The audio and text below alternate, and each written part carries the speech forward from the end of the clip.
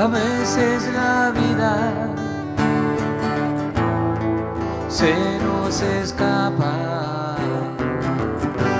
entre tantas cosas que nos lastiman.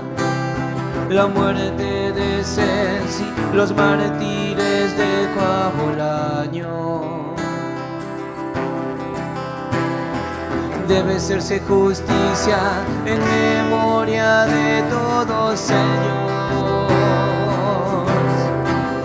Pero estás vos, ahí estás, con tu risa y tu alegría, ahí estás. A veces los sueños se nos esfuman entre tantas verdades que nos abruman. Los 8 paraguayos que fueron asesinados en Arroyito, muerte sin sentido en una lucha de intereses mezquinos.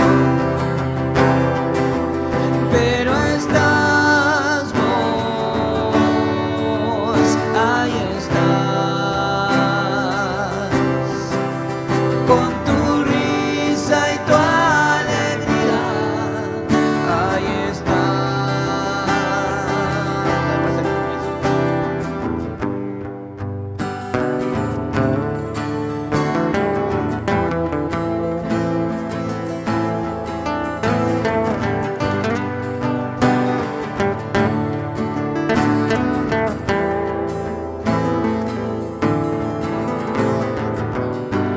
pero siempre en la vida será una constante la de seguir luchando sin bajar los brazos, temprano para trabajar y el dinero que no alcanza para nada. La inseguridad de no saber si llegas vivo a tu casa.